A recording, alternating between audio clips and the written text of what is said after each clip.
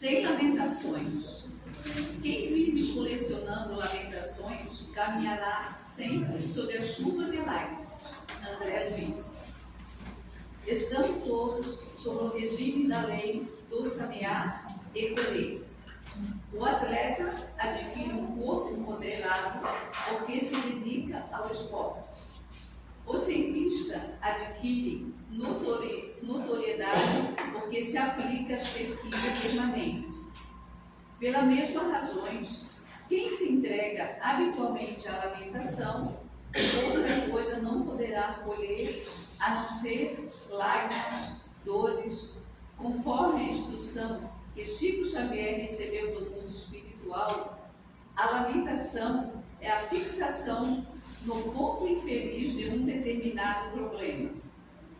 Se me prende a esse ponto, não verificando outros pontos positivos e outras possibilidades de êxito, minha mente se fecha na negatividade e, por consequência, passará a atrair tudo o que for negativo também. Não focalize o fracasso, a dor, a dificuldade. Apenas aprenda com as situações à sua volta e faça o que precisa ser feito para sair daquela situação. Lamentar é adiar o dia da melhora. Troque a queixa pelo aprendizado da experiência. Em qualquer problema, sempre há uma porta aberta do lado que nós menos esperamos. A lamentação, porém, sempre coloca a nossa visão em direção à porta fechada.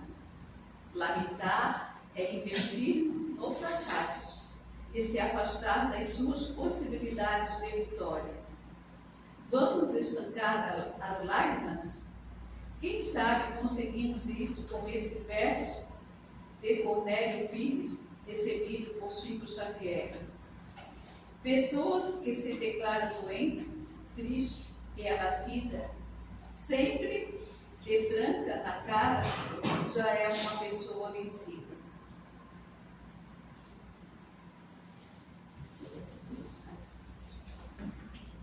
Mais uma vez, boa noite a todos.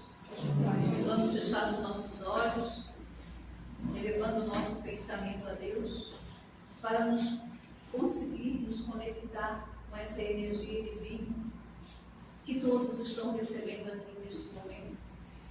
Cada um com a sua dose homeopática, cada um com seu remédio emocional. Uns com as dores físicas, outros com as dores da alma, das emoções, dos medos, dos fracassos. Então vamos pedir a nossa mãe Maria Santíssima que ela possa vir no encontro dos seus filhos, acolhendo cada um diante da sua dor, do seu sofrimento.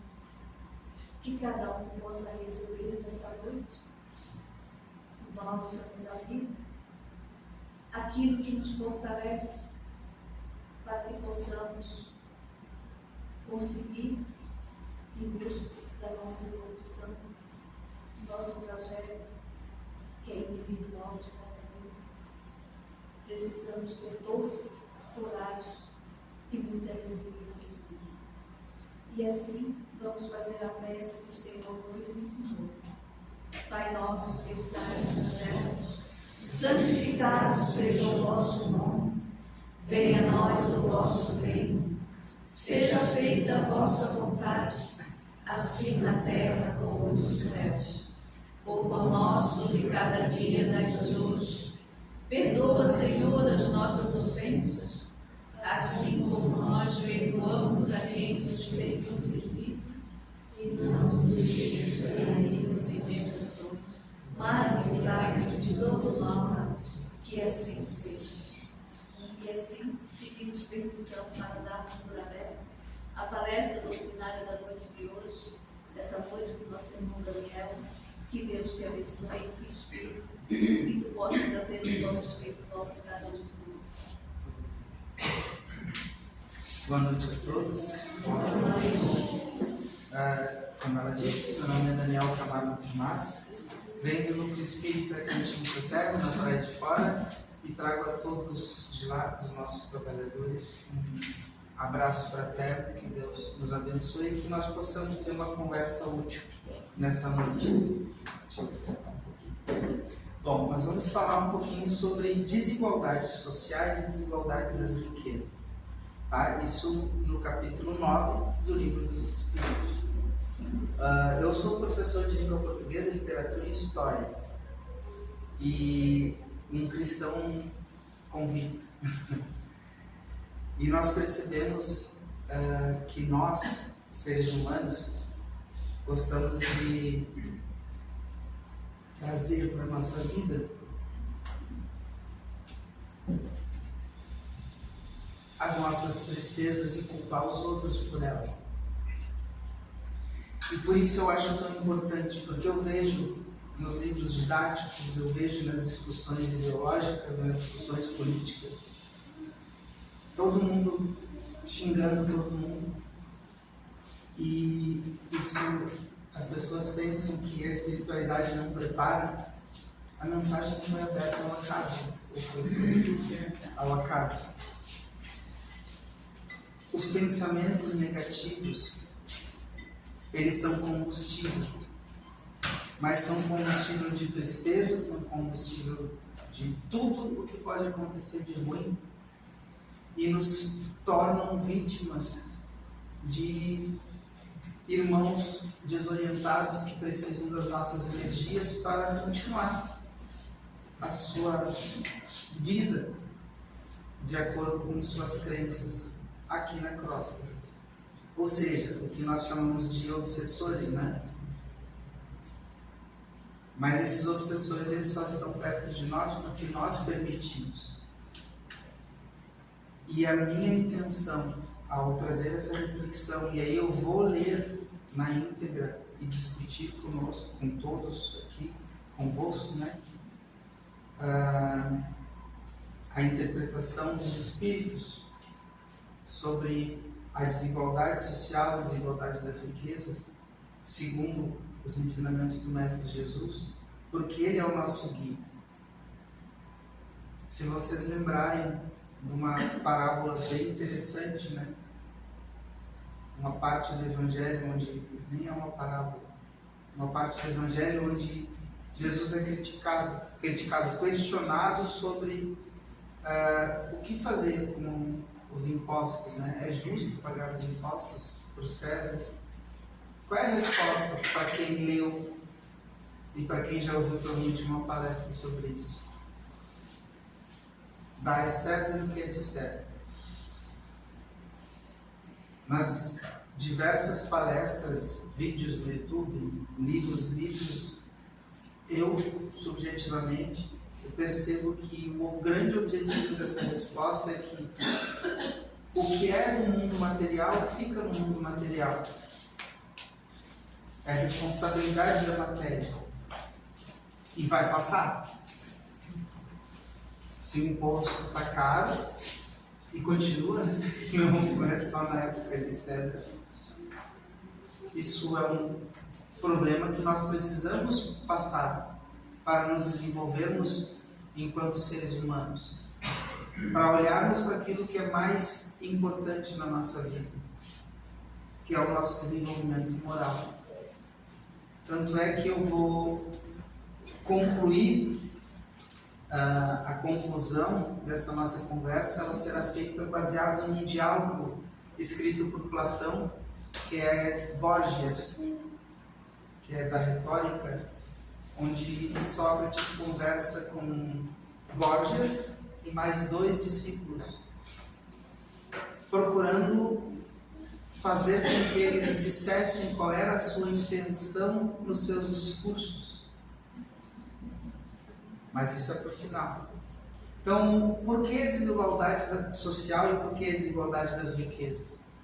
Né? Nós perguntamos. Alguém já se perguntou por que trabalha tanto e tem pessoas que têm muito mais do que nós? Já se perguntaram? Então, vamos ouvir a questão 806, onde Allan Kardec perguntou, né, sobre a desigualdade social.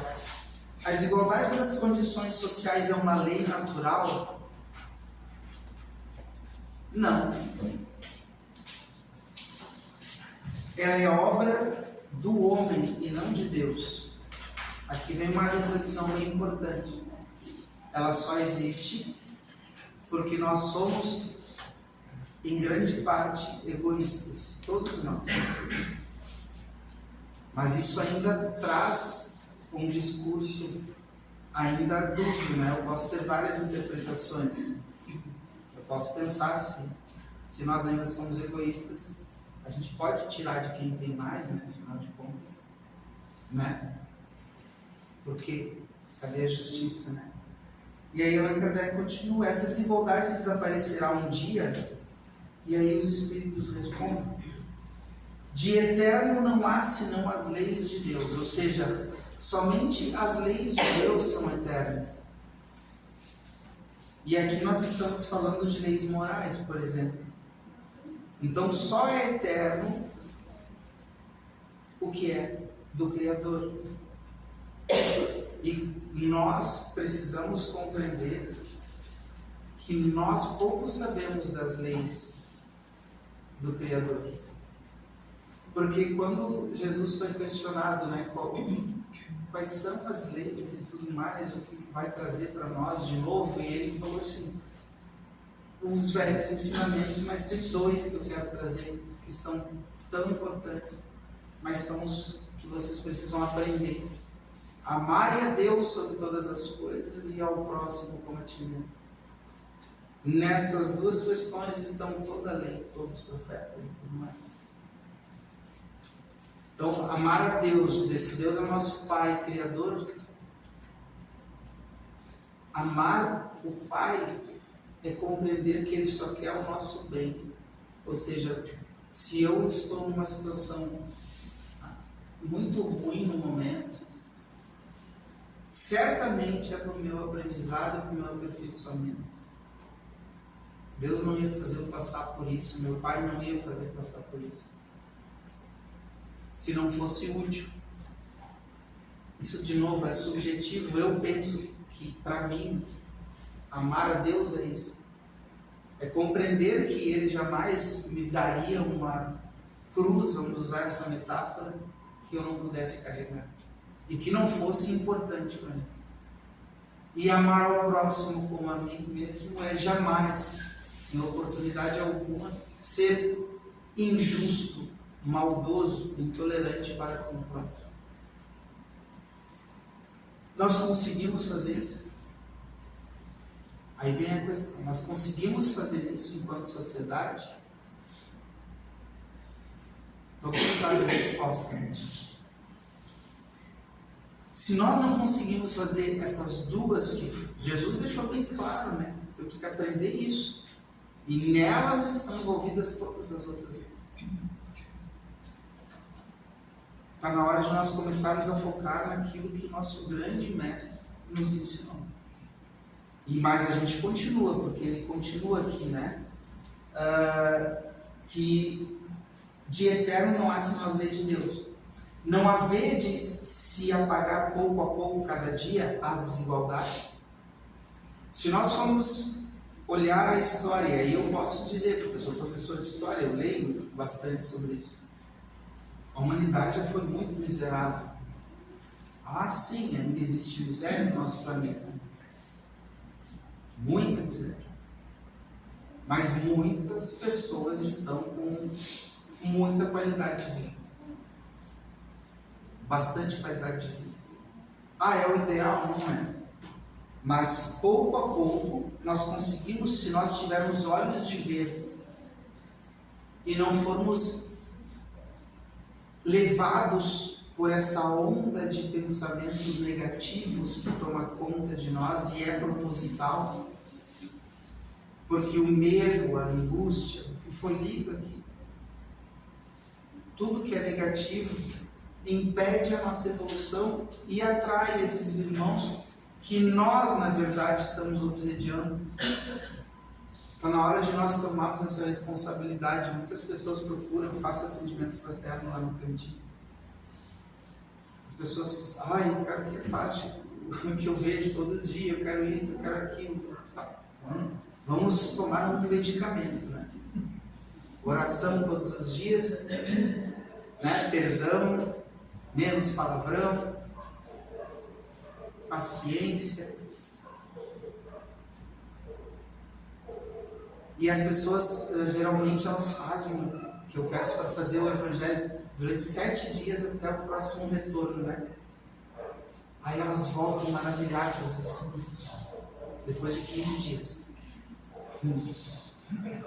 Ai, tá tudo tão bom, muito obrigado. E nunca mais voltam no Centro Espírita. Voltam tipo 1 ano depois, 1 ano e meio, para pedir ajuda de novo.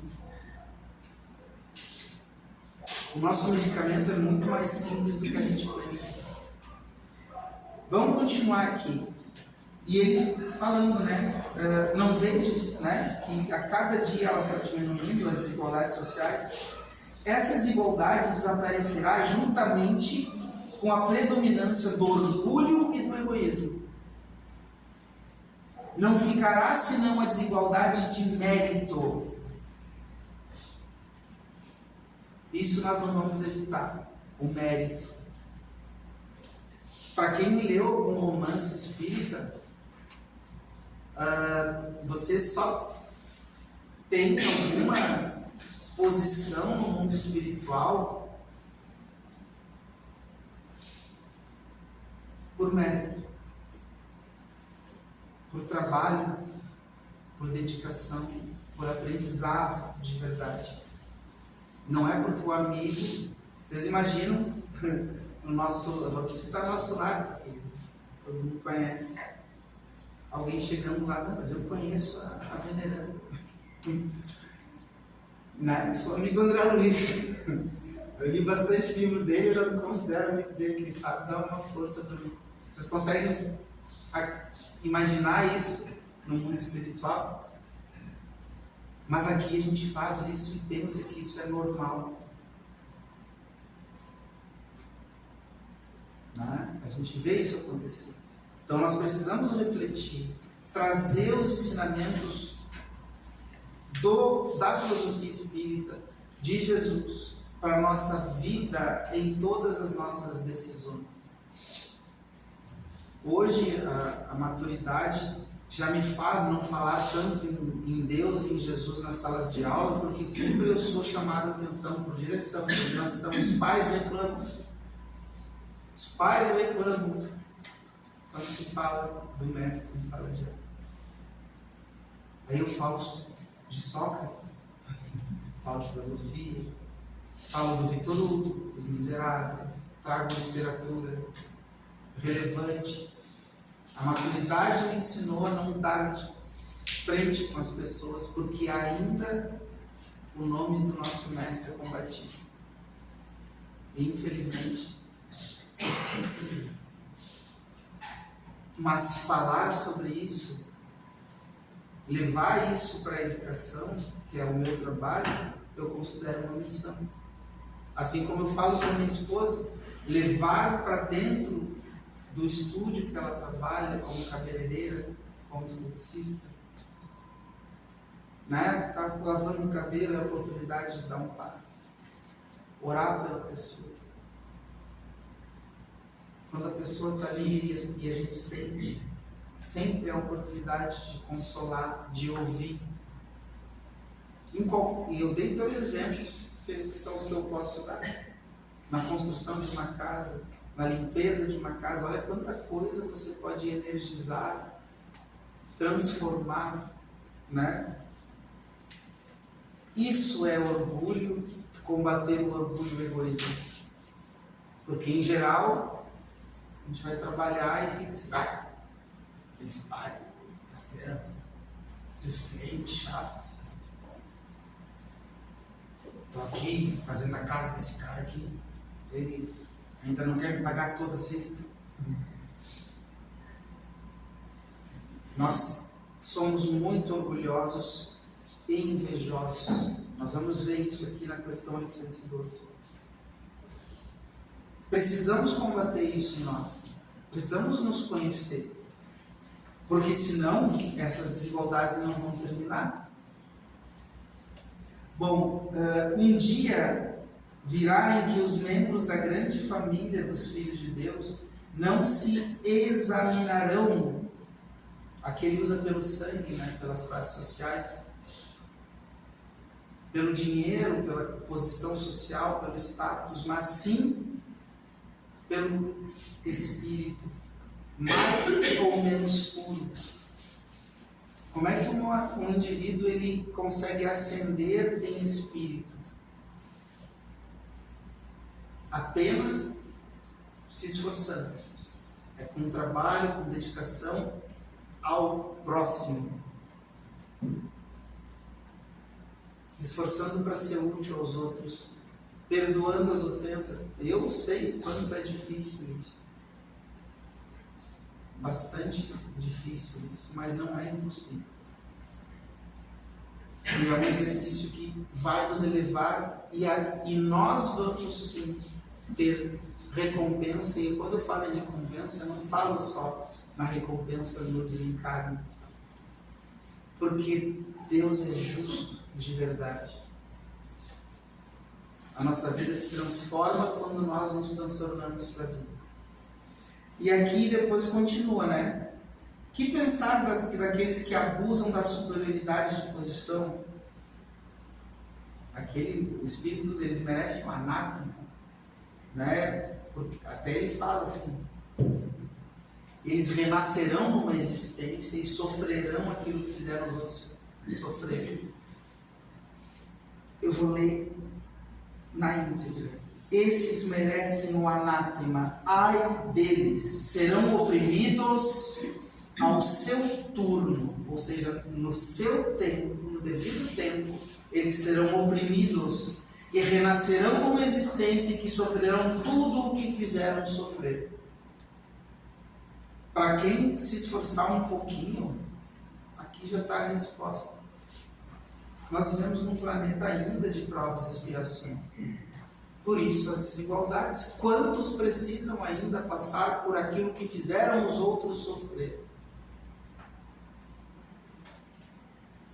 Reclamar é como a nossa mensagem inicial nos ensina. Só vai piorar. Ser pessimista só vai piorar. Agradecer pelo que tem, ser justo para com os outros, ser sempre uma pessoa agradável, vai ter só benefícios.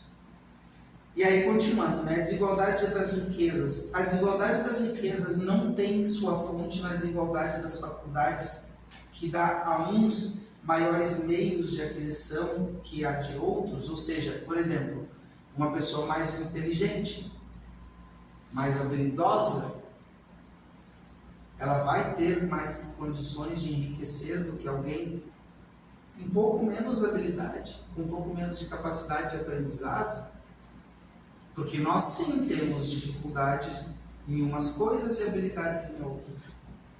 Não somos todos iguais intelectualmente. Mas aí eu posso citar alguém bem longe do movimento espírita que se chama Luca Luigi Piazzi. É um professor já falecido, materialista, que diz que a inteligência, a partir da neurociência, os estudos, ela se aprimora dia a dia. Se você se esforçar, não é a lei de Deus, o esforço. A neurociência já comprova que a inteligência aumenta se você se esforçar.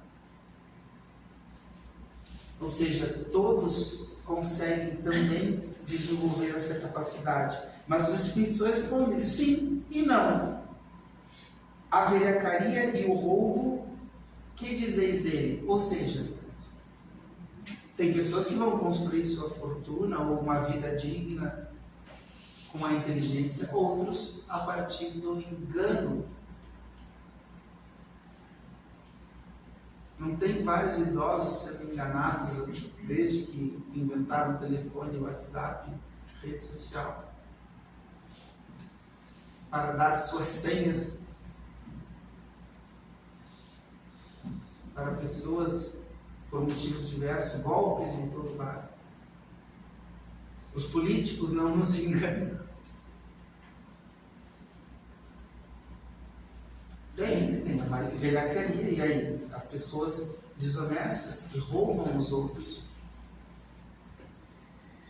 A riqueza, ela, no nosso planeta, ainda vai acontecer por roubo e por engano. Mas isso só nos traz o quanto nós ainda somos imperfeitos. Lembre-se, e eu não estou julgando ninguém, do que acontece de 2 em 2 anos nos pleitos eleitorais. Eu sempre falo sobre isso.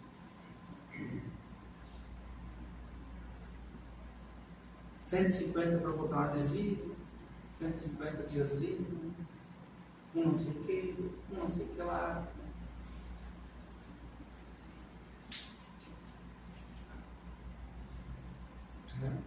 Nós nos vendemos, ou seja, nós não somos honestos. Isso quer dizer o quê? Tudo que nós passamos hoje é injusto? Não é. Nós não estamos nos esforçando para aprender aquilo que é básico. Eu preciso trazer a doutrina de Jesus, os ensinamentos do nosso Mestre para a nossa vida cotidiana. Eu bato muito nessa tecla. E agradeço todos os dias por poder conversar sobre isso abertamente nos centros espíritas. Porque aqui, mesmo que discordem, está no Livro dos Espíritos. A base, no Evangelho segundo o Espiritismo. Só depende de nós. Devemos esquecer os outros. Aqui fala sobre a herança, né? Se uma fortuna foi mal adquirida na origem, os que herdam mais tarde são responsáveis? Lógico que são. Porque ninguém nasce rico numa família rica sem uma missão.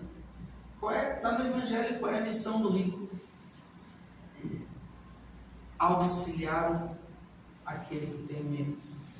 Proporcionar condições para que os outros tenham dignidade. Isso gera emprego, gera trabalho, gera riqueza. Não é para curtir a vida que se ganha dinheiro. Então sim, eles são responsáveis, porque mesmo que não tenha sido aquele indivíduo que tenha roubado para enriquecer, agora está nas mãos dele reparar o erro. Que lindo, né? Vou reparar o erro com um iate de R$1 milhão. Eu sou humilde, né? Eu sei que tem dinheiro mais caro. Reparando o erro, né? Pronto. R$1 milhão dá para fazer bastante coisa para os outros.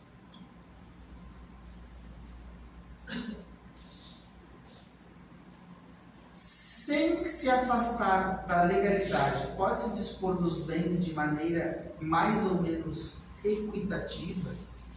Se é responsável depois da morte pelas disposições que se fez, aqui toda ação carrega frutos. Então, assim, você não foi ilegal, não enganou ninguém, enriqueceu, mas também não ajudou ninguém.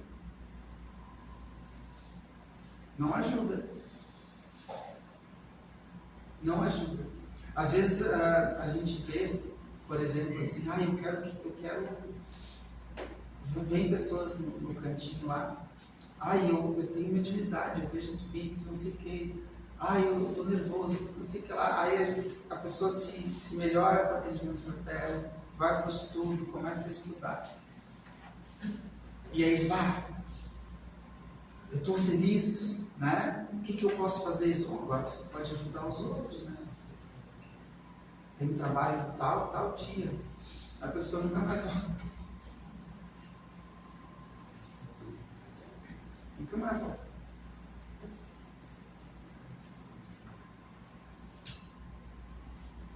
Amar o próximo como a si mesmo. Então não adianta a gente ficar reclamando das injustiças se nós não estamos dispostos a fazer o bem ao próximo.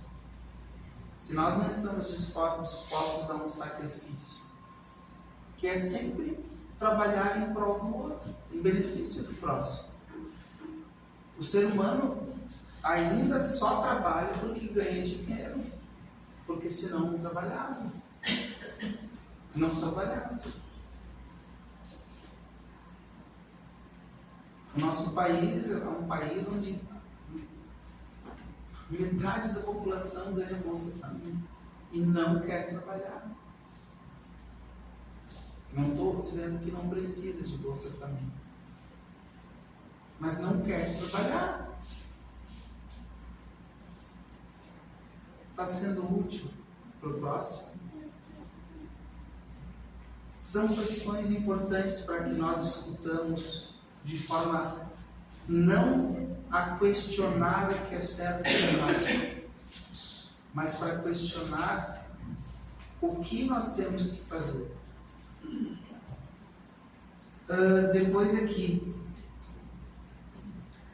a igualdade, a questão 811, eu já vou terminar aqui. A questão 811, a igualdade absoluta das riquezas é possível e ela alguma vez existiu?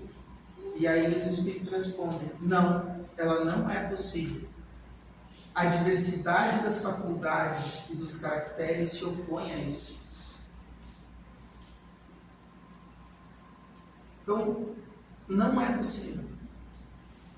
Todo indivíduo tem as suas características e as suas habilidades. Essa igualdade não vai existir. E aí o Allan Kardec pergunta, porque, obviamente, ele é remanescente do movimento iluminista. Aquela questão, né, das revoluções, acabando com a monarquia, acabando com o poder, com os poderosos, com a igreja. E aí ele pergunta, mas há todavia homens que creem estar aí em igualar todo mundo, o remédio aos males da sociedade. O que pensais sobre isso? E aí ele fala, eles são sistemáticos, ou seja, querem organizar um sistema, ou ambiciosos por inveja. Ou ambiciosos por inveja. Não compreendem que a igualdade que eles sonham seria logo desfeita pela força das coisas. Ao invés disso, combatei o egoísmo, que é a vossa praga principal, e não procureis quimeras. E aqui eu quero justamente fazer a conclusão desse pensamento, porque Sócrates, vocês conhecem Sócrates, ele foi um grande filósofo. No Evangelho segundo o Espiritismo, ele é colocado as ideias socráticas como uma preparação para a vida do Cristo e para o ensinamento do Evangelho, porque ele faz o mesmo discurso praticamente de Jesus. E ele diz, nesse diálogo platônico, Górgias, ele conversa com os sofistas, que na época os sofistas eram aqueles que discursavam para convencer os outros e eram muito bem pagos para ensinar esse tipo de retórica. E a diferença, a conclusão que Sócrates fez eles assumirem é que Sócrates dizia para eles, mas qual é a tua intenção no discurso? É óbvio que é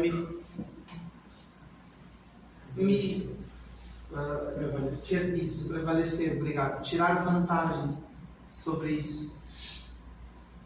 Porque se a injustiça é ruim, o pior é que a injustiça seja feita para mim. Então, que eu seja injusto para com os outros, mas que eu tenha poder, que eu tenha benefícios com a minha capacidade intelectual, afinal de contas ela é minha. Isso dizem os sofistas.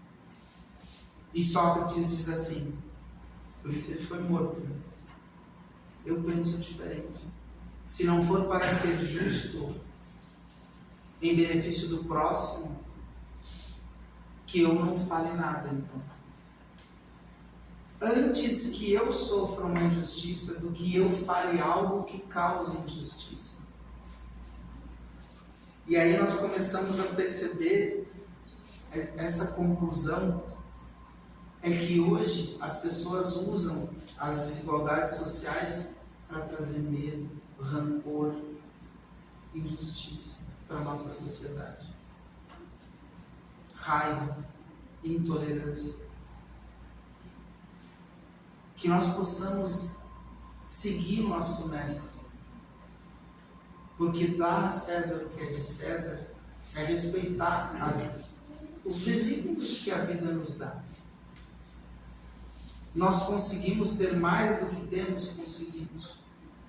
Mas nós precisamos nos tornar melhores para isso. E nos tornar melhores precisa primeiro aprender a amar a Deus sobre todas as coisas e ao próximo como a si mesmo.